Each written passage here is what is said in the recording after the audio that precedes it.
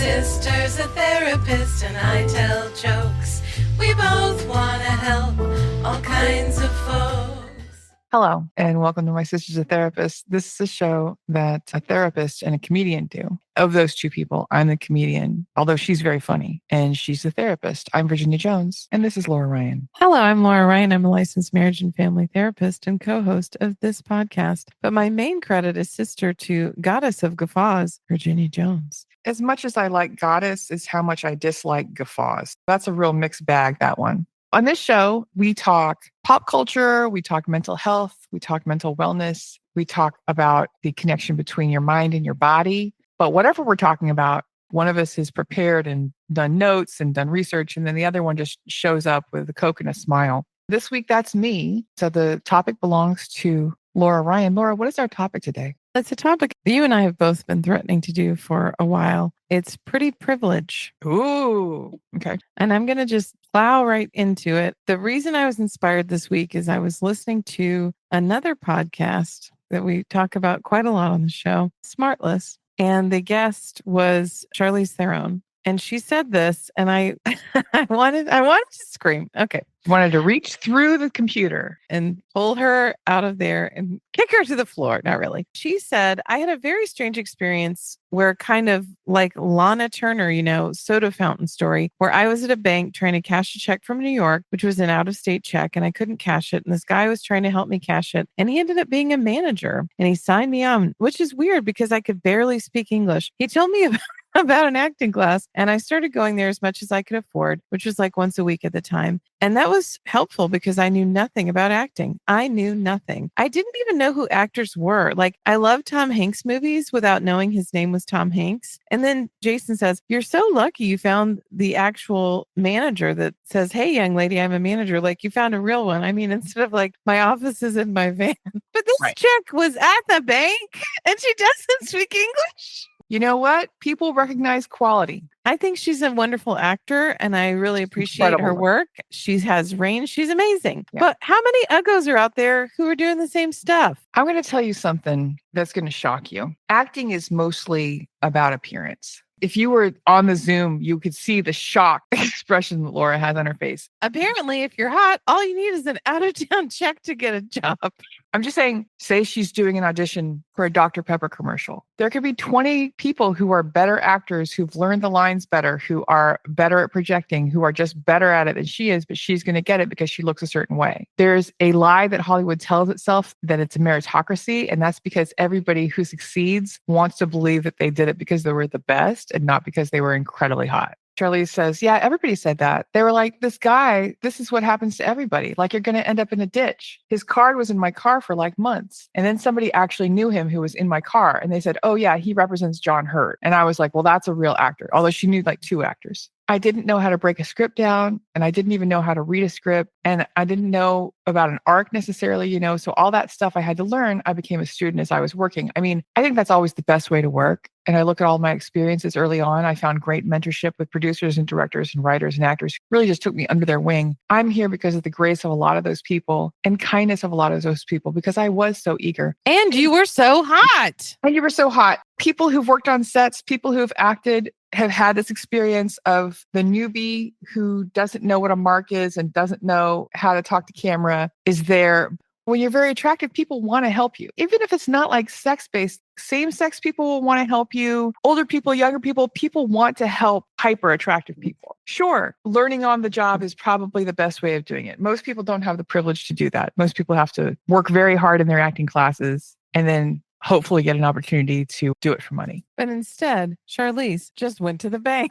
In the 50s, the Lana Turner thing, that was a real thing. You would like get dressed up, go hang out at the soda shop and see if somebody noticed. If you're extremely hot, you'll get a job. All right. So I'm going to read the last part of this interview. Sean says, did you have a moment with one of them, though, that you remember now that you kind of go back and go, that was a powerful moment? Somebody that I worked with, director, writer, actor early on. And she said, yeah, I mean, I worked with this writer, director, John Hertzfeld. It was my first film that I ever did. And he was very kind, he was very patient. I had to do a lot of stuff with James Spader, who's lovely, but he's like a pro, like he shows up and he's ready to rock and roll. And I think I was, like 19 at the time. And there were moments where John really helped me get through a shoot that could have been tough because I was so inexperienced, So I'm grateful to him always. But then I got to work with Tom Hanks right after that. And he was just lovely. Your first movie was with James Spader because you met a guy at a bank?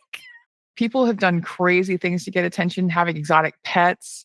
An actress named Phyllis Gordon had a cheetah that she would walk in public. Theda Bara, the it girl, the vamp girl, she would wear clothing that was mostly not made of anything, had a big persona that she was a witch and a vampire and a very spooky person. That was just how you did it and got attention. You acted a little bit nuts. Yeah. Were any of these women uggos? None of them were uggos. I'm sure that for every Lana Turner, there's like 20 uggos out carrying a live chicken. Doing their best. They're riding riding a around skateboard. Yeah, with riding a a skateboard. decapitated head, trying to seem cool. Jane Mansfield, she would walk a Great Dane named Lord Byron. Jane Mansfield also bleached her hair, Right. Got plastic surgery, did a lot of things. You'll be surprised. It's a lot about looks.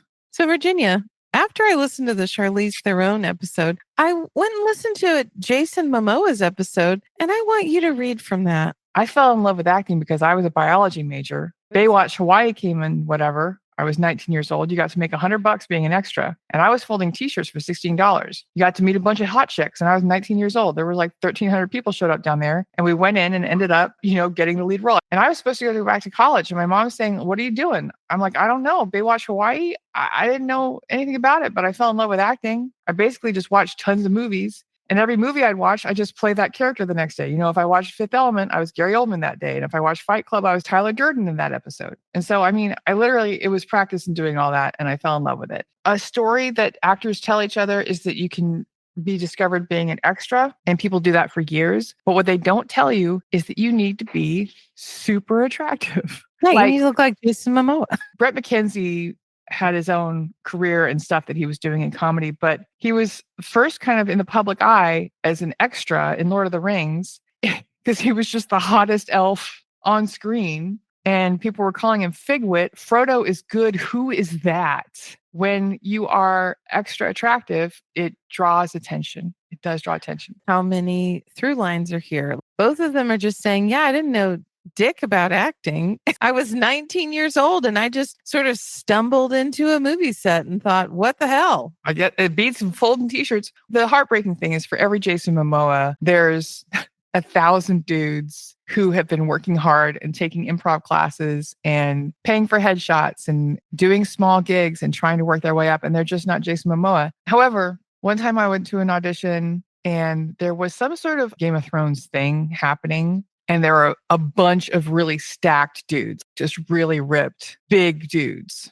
And they were waiting for their audition. And I was like, I'm going to sidle up and see what these guys are talking about. And these incredibly beautiful, incredibly built men were having the most boring conversation about how much protein they ate and how they got their protein and when they ate and didn't eat in a day and what their workouts were like. That's what they talk about. Because that's what they have in common. And that's what is required to be a super muscular man. You have to think about your diet every second of every day. You have to think about your workout every second of every day. And it's just not as interesting as you think it might be. I'm going to read from A Psychologist Explains the Pretty Privilege Paradox by Mark Travers. A 2021 study examined the stereotype that beauty is good and found that attractive individuals were perceived to have more moral traits than unattractive individuals. Research also shows that attractive individuals are thought to be more trustworthy than others. These assumptions are likely based on the halo effect, wherein someone who is perceived positively in one aspect is assumed to possess other positive qualities as well. For instance, highly symmetrical faces are not only seen as attractive, but also positive indicators of health and personality traits such as sociability, intelligence, liveliness, self-confidence, and mental health. The inverse is true, that fat people are seen as, at best, lazy and have no self-control, and at worst, evil. Refer back to our fat phobia episode for more information about that. And this is not a Hollywood thing. This is human programming. This is how the species has continued. We're attracted to attractiveness. We think good things about attractive people. we want to ascribe positive attributes. From the same article I have, a 2022 study also found that if an individual is perceived to be less attractive and less intelligent looking, they also seem less human to an onlooker. That's fun. Specifically, less attractive women appeared less human, as did less intelligent men, suggesting a deeper layer of gender bias. These attributions of personality traits become concerning indicators of how individuals with or without pretty privilege might be treated differently for no fault of their own. In professional spheres, pretty privilege can be a launchpad for success. Research consistently shows that attractive individuals are more likely to be hired, promoted, and receive higher salaries. Their appearance-based confidence also enables them to pursue the wages and opportunity they desire to deserve. In the amazing show 30 Rock, John Hamm plays a character with extreme pretty privilege. He is a doctor who is terrible, but he is constantly being given approbations and positive affirmation, so he's very confident. He moves quickly and destructively. It's not that he's dumb, it's that nothing has ever been asked of him. The assumption is that everything he does is correct. I wanted to bring light to this topic because it's something that I've suffered from my whole life. It's hard to be the hottest person in every room. But do they really like me? Or are they just here because I'm so incredibly attractive? I have what I would call moderately pretty privilege. I have mid pretty Mid. But I have found in life, if I can get an in-person interview to a job, I can probably get the job. If I get pulled over, I'm probably not going to get a ticket. I am going to get a ticket because I have a bad attitude. I was driving with my friend Dax. We were coming back from Yakima, Washington, where we'd done an incredible gig.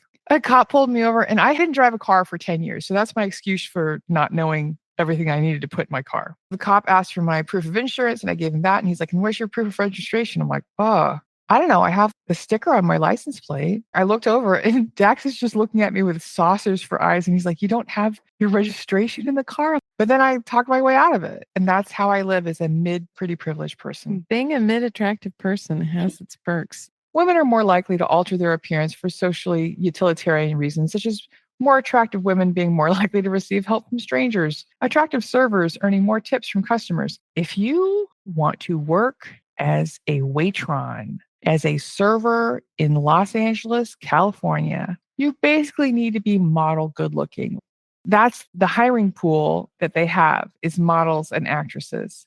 And the nicer the restaurant is, the hotter the waitresses are. Any waitress in a 2-star restaurant could easily walk on the runway for Martin Margiela. Bartenders in Los Angeles, every female bartender is the hottest person you've ever seen. And they pretty much bartend naked because that's what they've decided they need to do to get tips. They haven't decided that. The market has revealed that. A bartender working on the 30th or 31st of the month will go to work wearing pasties and a G-string because she knows she's going to make her rent money in one day. Speaking from personal experience, I got hired to waitress in a very lucrative restaurant. The restaurant was known for having incredibly strong margaritas and incredibly hot wait staff. And I got the job because my friend was incredibly hot and she already worked there. I didn't even have to interview. I just showed up. And when I showed up, boy, oh boy, was the owner upset because I did not meet beauty standards of that restaurant. I was really surprised that I didn't have to interview or anything. Actually, that reminds me, I had another job that another friend got for me without an interview. I got there. They didn't like me either. So I have this thing where I'm friends with hot people, but I myself am not hot. I got to this job. This man immediately realized I was not suited to work there. As a result, just hounded me constantly until he found some minor reason to fire me. What's good about this is that even though it was 25 years ago, you're still not very angry about it. Why wouldn't I be angry? That's horrible. That was awful. I needed to pay my bills. I wasn't waitressing for fun. Your pretty privilege can change by market. This is also something that happened in 30 Rock because it's such an amazing show. Liz Lemon, who in New York City is a 5, trash bag adjacent. When she goes to Ohio to visit her boyfriend, she's a supermodel. She has maintained her high school weight. Her hair is nice. Her skin is nice. And people treat her like a goddess. And she's like, oh, I just want to live here. I remember the same thing happened to Oprah when she went to tiny African village. And in the village, they were feeding their daughters butter to try to fatten them up. For them, obesity was considered the height of beauty. And I watched people watching her walking down the street. This is actually creeping me out. Right. Holy cow, this is the most beautiful woman we've ever seen. And Oprah is very beautiful. But she was had also not nice and fat, which is the nice and perfect fat, kind of beautiful for that village. and she hadn't experienced that kind of reaction before. I'm going to read from the article, The Impact of Attractiveness on Employability. Women wearing cosmetics sell more retail products, and women concerned with economic scarcity are more likely to alter their appearance for the acquisition of resources. On average, attractive women and men attain higher levels of education, enjoy higher occupational prestige, and earn higher salaries. For example, more attractive professors are evaluated more favorably by students, and attractive female servers earn more tips from customers than do less attractive female servers. Exhibit A, I got fired for not being hot enough. The bigger the lips, the bigger the tips. Pretty privilege also works the other way. Being a regular old American in the country of Colombia is a real ego punch because everyone around you is so beautiful. The men, the women, everyone in Colombia is super hot. The dogs. Not only does this affect us in our economy, but it also affects us in healthcare. This is from The Effects of Physical Attractiveness in the Healthcare Industry by Richard Shane Westfall. To operate in the social world, persons need to answer a number of fundamental questions about the people they encounter. Will this person help me? Is this person related to me? Will this person reciprocate? Is this person an appropriate mate? Ideally, these questions would be answered by a thoughtful and unbiased assessment of each individual. However, a vast literature has demonstrated that most of our perceptions of other persons are a product of relatively spontaneous inferences guided by pre-existing theories and beliefs about the social world. All of TikTok is fat women saying, and then they just told me to go home, even though my heart was stopping, even though I couldn't see out of one eye. You probably should lose weight. What about this arrow sticking out of my eye? Well, lose weight first, and then we'll look at that. Also, if I see a person who's less attractive and assume that that means that they are less honest, maybe I'm going to assume she's drug seeking because she has eyes that are too close together. We can observe these things, but I don't know that we have the power to change them. What we're reading is that these are hard baked in biases. Am I supposed to just decide to be nicer to less attractive people?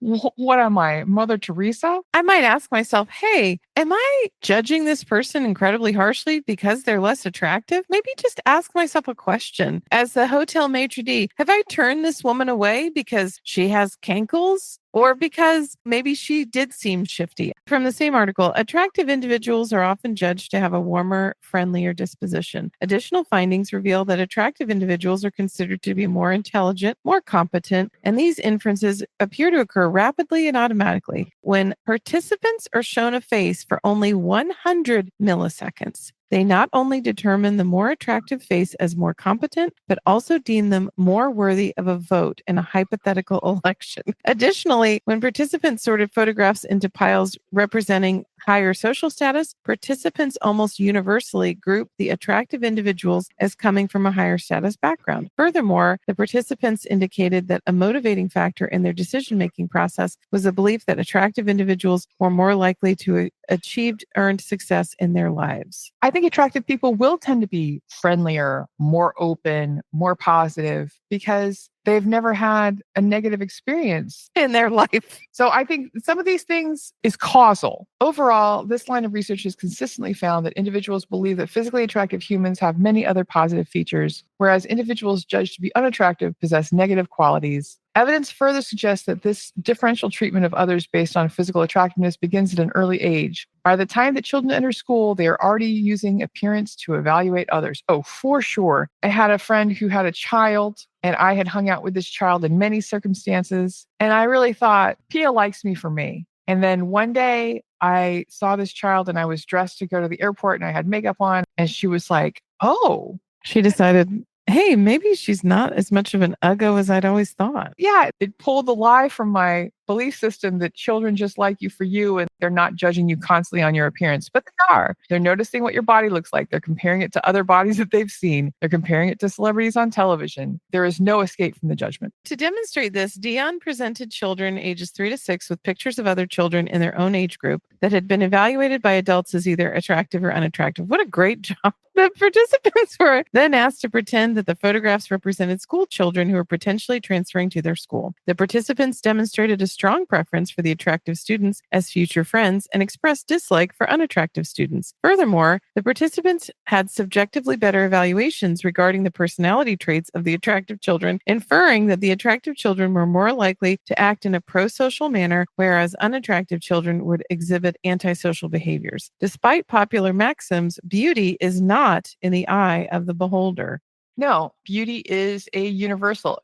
This also addresses the very nature of what physical attractiveness is. Far from simple personal preferences, evolutionary psychologists assert that what we perceive as beauty is an automatic response to indicators of good health, as well as reproductive value and heritable fitness. Given this perspective, it should be expected that preferential attitudes develop for those high in physical attractiveness. What we're reacting to is the process of thousands of years of natural selection. We are responding to what cavemen responded to. We are responding to what medieval people responded to. I'm surprised there's still uggos in the world at all. But of course, it's also extremely relative. Daniel Klaus had a comic about the future where every woman is the most beautiful, ideal 60s woman. This guy's been set up on a blind date and he's telling his friend, "Oh, thanks a lot, setting me up with the uggo." And it's because she has a mole. This incredibly beautiful woman has one small mole on her chin and he thinks it's disgusting. Attractiveness is relative. If you're in with more attractive people, you're going to find yourself less attractive. This happened to me many times in many audition rooms.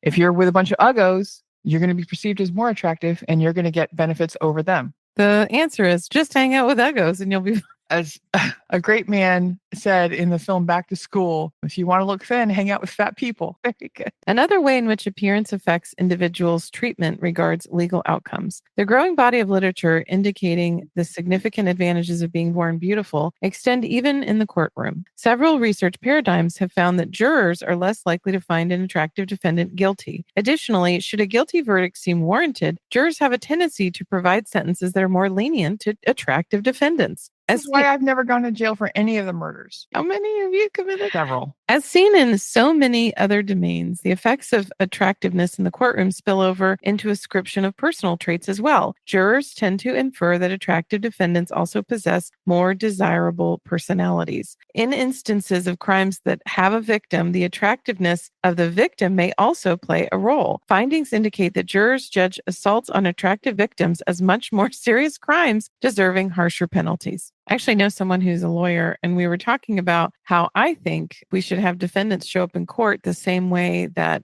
people who are trying to get into an orchestra now get a job. Everyone's back is facing the defendant. They can't wear shoes because we can't tell whether it's a man or a woman, and they maybe appear behind a black screen. So it's like The Voice. Yes. A lot of how we get it wrong in the legal system is the assumptions that we make based on someone's attractiveness, race, age, weight, etc. As smart as we think we are and the things we think we're using to make judgments, we're not. We're using our caveman brain who thinks, "Oh, she's pretty, so she's probably nice." Based on that, before you read the next thing, I remember this boy that I was very interested in dating in high school. I had the biggest crush on him. I was trying to throw around all the hints, trying to put myself out there as I was doing as a 15-year-old. And then he shows up to homecoming dance with a tiny, who I perceived as stupid, blonde woman who didn't have any interests in the cool music and film that I was interested in. And I didn't understand that. When it comes to mate selection, this all plays a very outsized role. This is an aggravating thing about being a smart girl. Like, pick me. An indie rock pick me is the best way to describe young Laura Ryan. These guys are not picking for musical taste and film knowledge because they don't care about your personality or brain.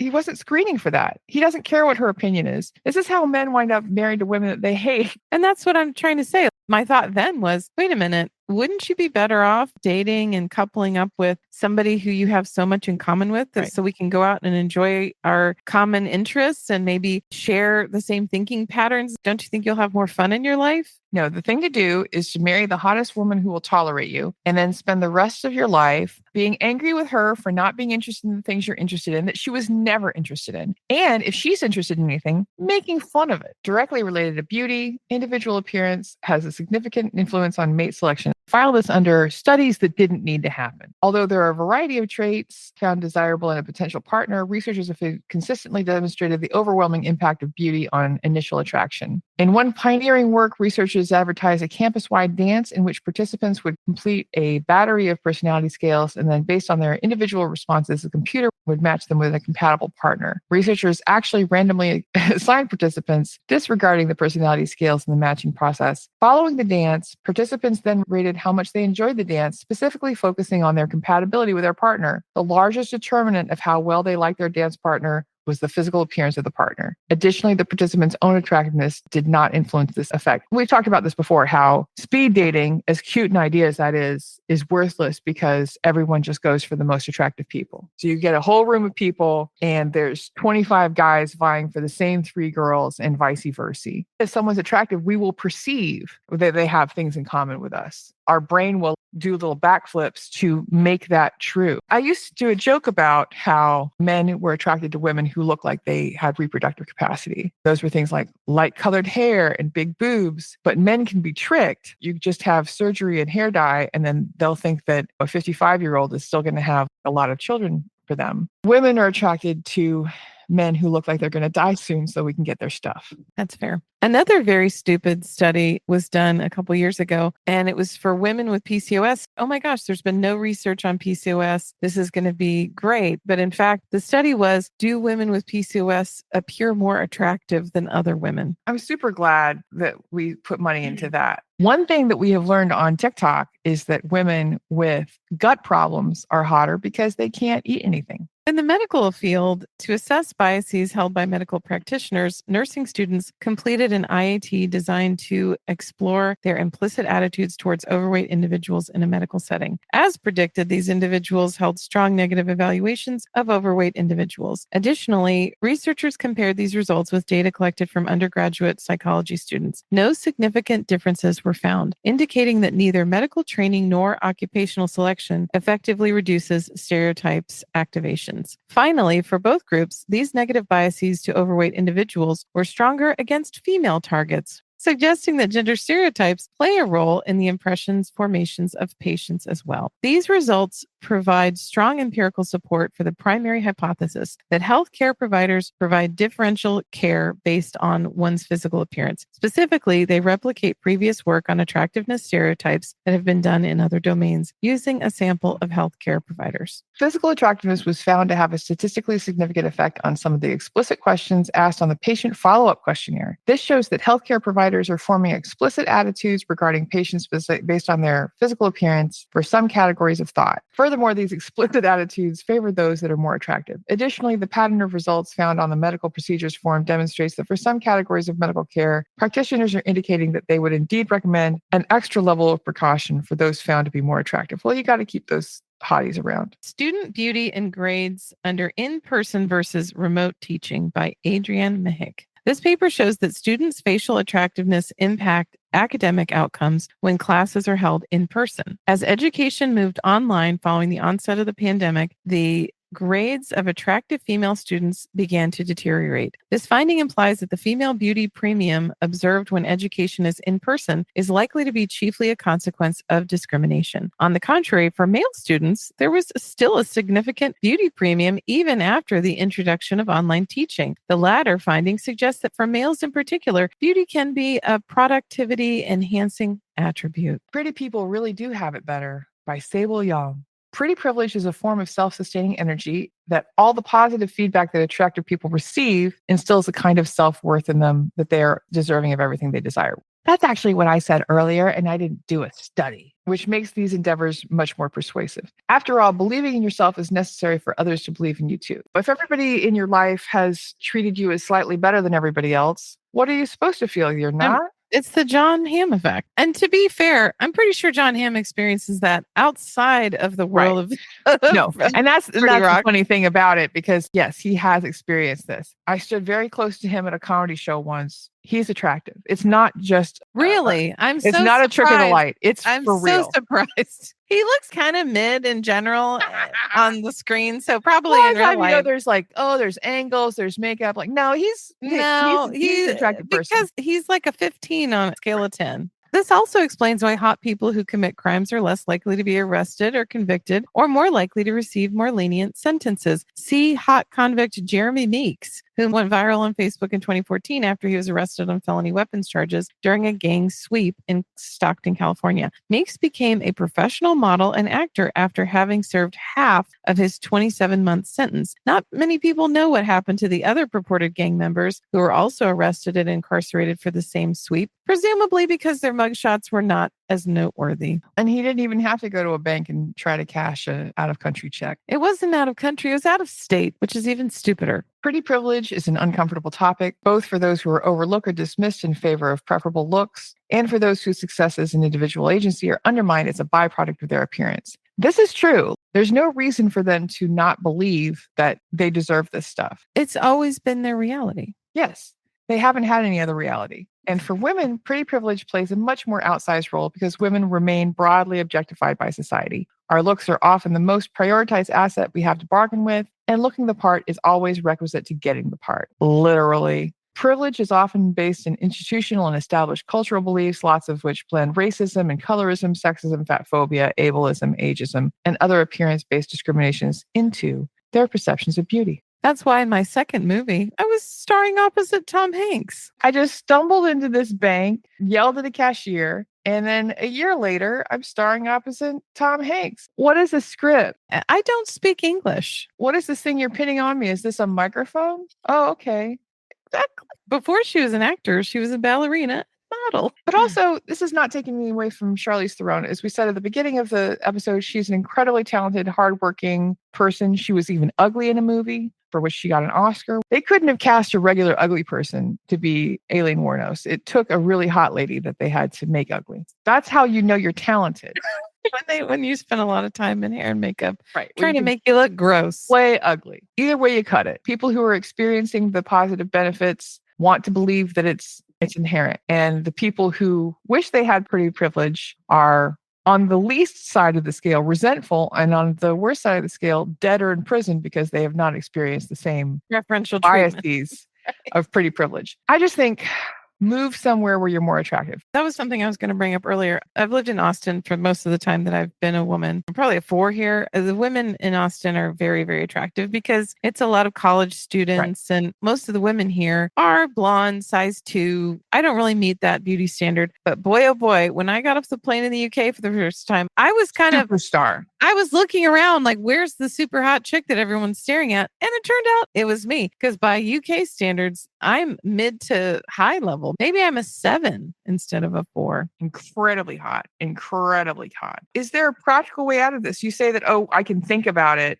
It's the same as asking, is there a practical way to overcome racism? Yeah, I need to think about it because I have biases all the time. Right. Like racism is a bias. It's made up. It's something that white Americans have made up, right. But it's still a bias that it's ingrained in my system because I'm constantly being told certain things about certain subgroups. But also, let's talk about a couple of disadvantages of pretty privilege. When you are an attractive woman, men will sexualize everything you say and do. You can't eat a banana in public. Men will assume that you are attracted to them because they are attracted to you. You will get in some potentially dangerous situations. You'll never have a moment of peace. I remember watching a TikTok recently of this poor woman. I mean, it's probably like 2 a.m. She's waiting for her Uber. She's all glammed out. She's looking great for a night out on the town. And some mid-uggo shows up and he will not leave her alone. And she starts filming him, I think probably for legal reasons, but she's saying, hey, leave me alone. Go away. Go away. I don't want to date you. I don't want to talk to you. And he will not stop.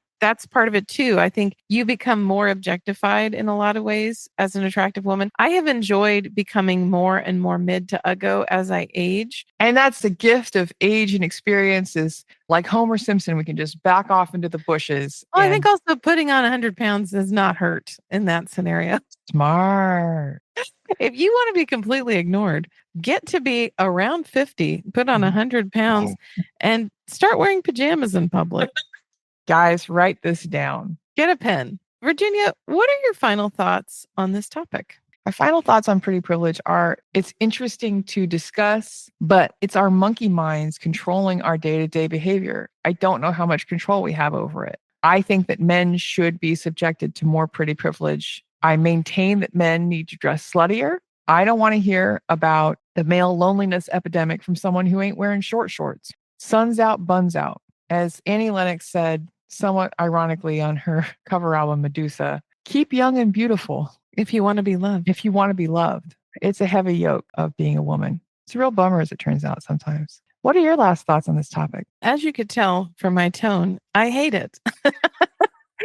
For me, it's the neurodivergent part of me that's like, this is unfair. This is not okay. This is wrong. And it just makes me want to scream that not only being hot means that I'm going to get a better job and get paid more and have people on the street be nicer to me, but it also means that I might not go to jail if I commit a crime, or I'm going to get better health care because I show up somewhere and am hot. It feels incredibly unfair. It makes me very mad and I don't like it. It is unfair, but also life is not fair. And when you're Madonna Ryan just entered the chat. Ladies, I just want you to know life is not fair. If you don't like this, if you think this is unfair, well, life is unfair. Our bodies are attuned to the attractiveness of others. We are seeking out the most attractive mate we can get so we can have attractive children so those people can be treated better by others. It's a hard thing to escape. I hear you. And also, I do feel like we need to do more voice jury selection. There have been studies when they ask a doctor before they enter a room a specific question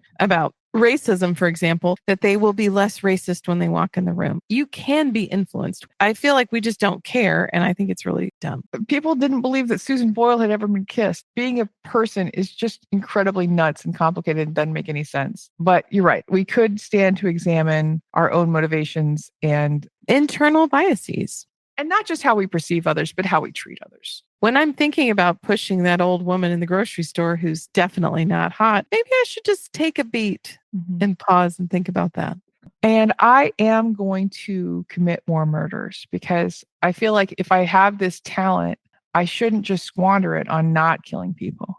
Okay, but now that you've announced it on the podcast, and since this is an internationally heard and incredibly successful podcast, you might want to rethink that. Speaking of, let's talk about where people can find you on the internet. If anyone wants to find me and work with me professionally, you can go to lauraryan.org. If you want to work with me unprofessionally, you should go to my TikTok account. I am Laura Ryan. If you're interested in finding out more about the show, you can go to mysistersatherapist.com, or you can visit us on our Instagram page, My Sister's a Therapist. Virginia, where can people find out about your guffawic nature in this world? You can find me at www.badinia.com. You can check out my TikTok and my Instagram, both of which are Badinia. Guys, Laura has really talked down her looks this entire episode, but I want you to know that she's an attractive person and she's being kind of a dink.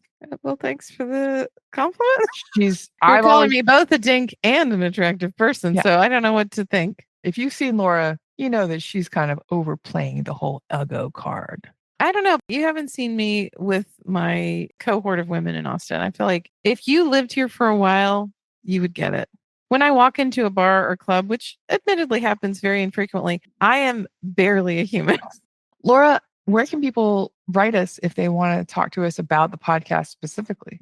Well, if they have an email to send where they just want to tell us, hey, we think you're both hot, or here's some inspiration I got from a recent episode, then you should write us at hello@mysistersatherapist.com. Virginia, if Bitch and Sauce wants to contact us because they want to give us lots of money to promote their product, where would they go about doing that? You can write us at hireus@mysistersatherapist.com, where we will entertain all of your sponsorship ideas. Laura, now's the time of the podcast where you sometimes read a positive review or email that we've received. And I don't know if we've mentioned this before, but we love a review. It doesn't have to be on Apple. It can be on Amazon. It can be on Spotify. It can be on Audible.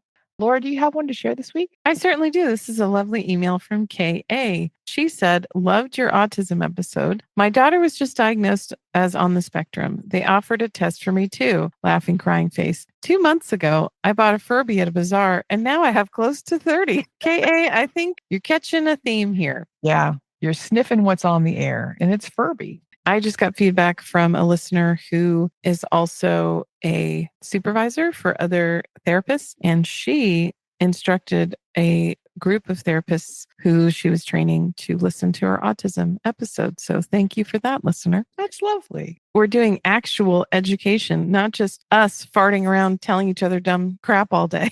Here's my new autism test. If more than 3 people have asked you if you're on the spectrum, consider that you might be.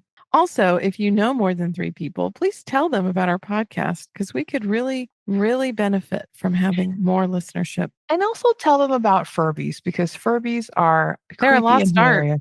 They're a lost art, the lost art of the Furby. As we close this episode, I would like to remind you of the words of our emotional founder and spiritual overlord, Billy Ray Valentine, when he said, "We can make it, baby." Me and you. Bye-bye. Bye.